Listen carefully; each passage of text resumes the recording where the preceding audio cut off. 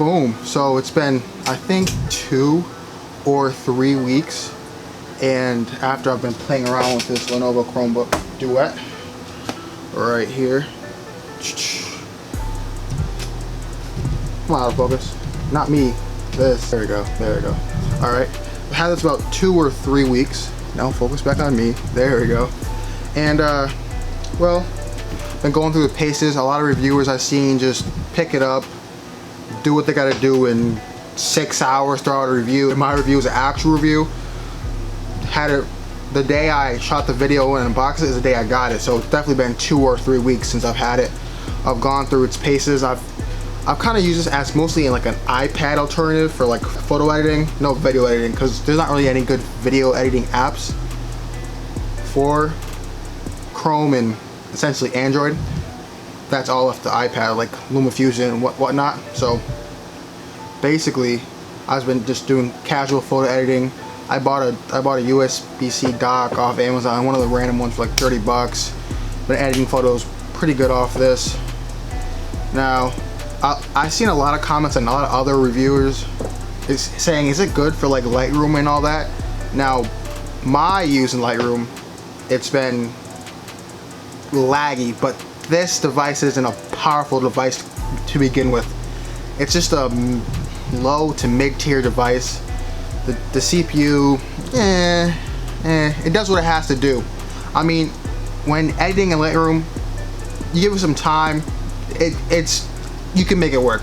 It's not a terrible experience. It's not an iPad experience, but it's not a terrible experience. Now, let's say if you got the new Galaxy Tab S6 or Galaxy Tab S7 that's coming out in, I think, relatively soon, they're gonna have main Snapdragon chips, so those will definitely be faster than this little $300 Chromebook. But also, you know how Android tablets work. They get 6 months, a year of updates, then forgotten. That's how most all Android tablets work. I haven't seen one that got updates past a year. Whether it's Huawei, Samsung, LG, they all seem to get 1 year and like, oh yes, and then after that, it's just forgotten. And then usually in a year from when they stop doing updates, the newest one comes out, so it kind of makes sense. I mean, to them it makes sense. To me as a consumer, that's trash. Just go get an iPad.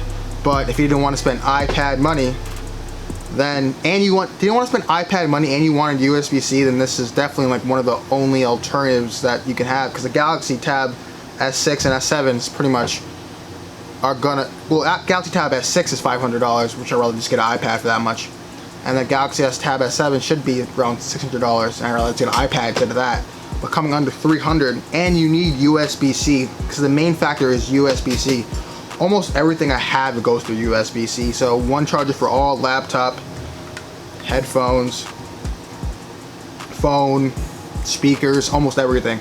So basically USB-C is the lifestyle. Now if you hear some ambient noise in the back, I just installed a portable AC. I live in the basement, hot as shit in here, so you know what the vibes is. But yeah, so let's get into it. Basically, let's do a top-down shot. Let's do one of them shits.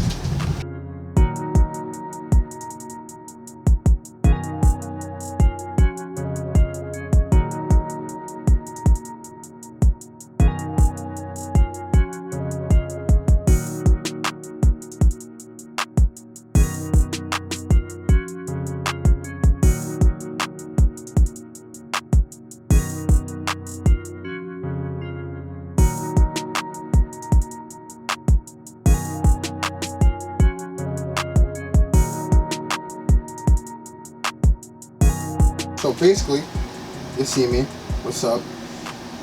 So what this Chromebook came with, as I said in the review, keyboard, a magnetic back that acts as a height adjustable stand, boom, all that glamour, cool. Now this does what it has to do. This does what it has to do. It's free, so how much can I really complain? But let's throw that to the side.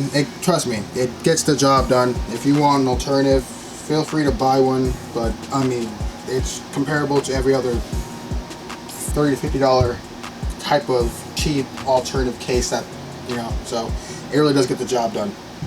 Okay, now that I got some light on this, let's open up Lightroom, and I'll show you what I mean, how it works good enough. So, turn the pen on. Okay. Go to this. Let's go to Lightroom. Now, I'll use my finger first to show you what I mean, but you can get the job done. It's just a little finicky. Now, let's go. Let's say there. Okay.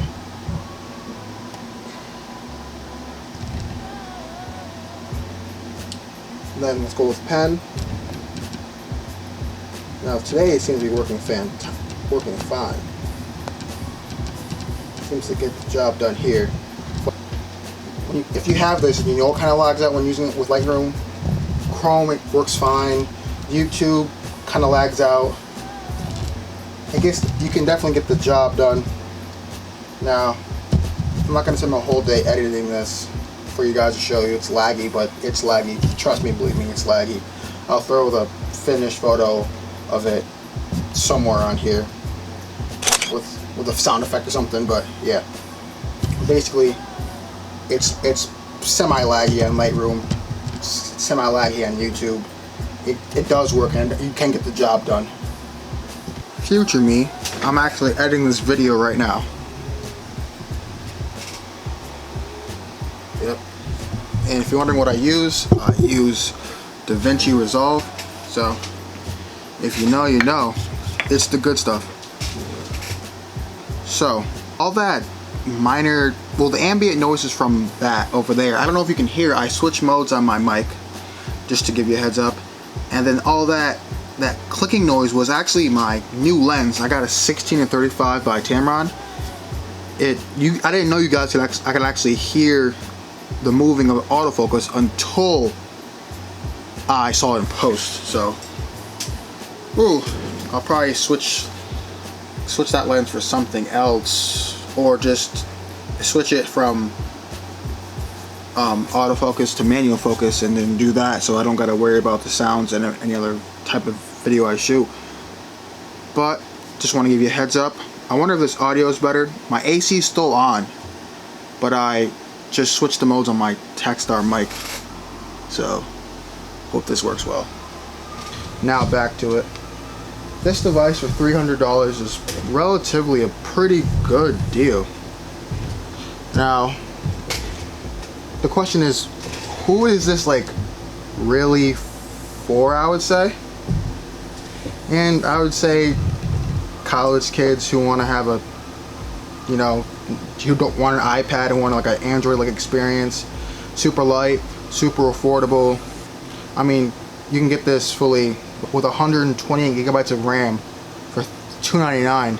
That comes a back stand and a keyboard. But I think for $300 you really can't beat this price. So now let me get into the gripes of this. Now there seems to be a Wi-Fi Bluetooth issue. So if you are on YouTube and let's say you're hungry, you're watching your favorite YouTuber, you're hungry, you go at a snack, 5 minutes later come back, it'll just disconnect from Wi-Fi, and then if you have earphones plugged in, it'll just disconnect from earphones too. Now I googled this because obviously I'm like, what the heck? They're pushing out a software update that should fix this, but for right now that is an actual issue. And then there seems to be, I can't increase the touch sensitivity, because the touch sensitivity on this seems to be like on and off. Like some days, like right now when I was just showing the Lightroom, it was fantastic. I mean that was super smooth. My pen worked, my hand worked, super smooth. It's usually not like that. For a majority of the time, it's pretty laggy in general. It's just a little laggy. Sometimes it catches up, sometimes it doesn't, but it's during Lightroom specifically, it's never that responsive. 95% of the time. I give it responsiveness, like compared to your cell phone, I have a OnePlus 6, still rocking OnePlus 6, but it's not more responsive than that, and that's about almost gonna be 3 years old soon. I think it's gonna be 3 years old, maybe 2 years old, whatever. I digress. But point is, your phone's probably more responsive than this tablet on a consistent basis. Now, what you can do, it seems you can tether. I can tether from my OnePlus to this without, I don't have hotspot, but I can tether to this. I mean, hotspot's a feature you usually pay for. Trust me, I'm not paying for hotspot. I don't know who pays for hotspot, but it seems I can tether from my OnePlus to this using my regular data, because I mean, I don't know, but it seems you can, and that's just a great bonus. I was driving to a lake, and I was driving, but someone else was driving, and I was watching YouTube videos on this. I brought this with me because I was taking photos too, and actually the photo that popped up that I was semi-editing Lightroom, I took that at the lake. So, and I'll show you I think I already showed you the pop-up, but the edited photo, but took that at the lake, and it was like an hour and a half drive, and I watched YouTube videos on this, tethering from my phone, and a pretty good experience. Now, other than those Wi-Fi and Bluetooth connectivity issues that happen when you kind of leave it alone for like 5 to 10 minutes, it's pretty good. And other than the touch sensitivity issues, I wish I could increase the touch sensitivity, because I definitely would, because it seems sometimes I have to pretty aggressively press on my, like, apply quite a bit of pressure on my screen to have it like pick up.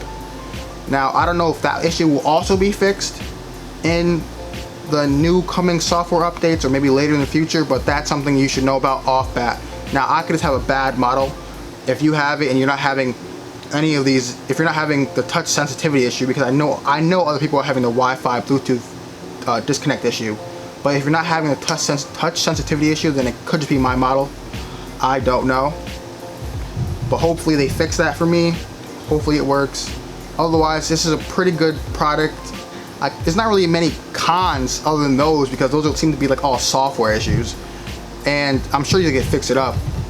But this is a really good alternative. I also have Snapseed on here, and I added on there. I use both Snapseed or Lightroom. Which one? Snapseed's easier for me, but I do use Lightroom. You can't edit raw files on Snapseed without converting them, and that's annoying. But Lightroom, you can edit raw files off bat.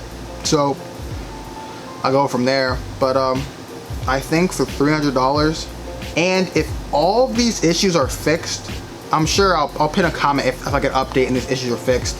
But if all these issues are fixed, these are definitely worth it. But this is my own experience with this Android Chrome tablet, and you know, it does get the job done, but it's a little laggy here and there. But for $300, I don't know. I mean, I don't know how much you can complain about a $300 tablet that's getting updates to, according to Lenovo, 2030. Now, of course, I'm not going to have this tablet till 2030, but that's longer updates than iPads. That's longer updates than any Android phone. So, if they could use a Snapdragon or MediaTek, like a higher end phone processor in this to speed this puppy up, and then I don't know, increase it by $100, I think, and then with the 10 years of updates, it's definitely worth that. So, but this is my real review. Unlike other YouTubers who pop them out super fast, I took my time with it, brought it everywhere, used it for 2 or 3 weeks. Whenever I posted the unboxing, that's when I got it. So I just want to reiterate that. But this is the Lenovo Chromebook Duet review, and yeah, signing off.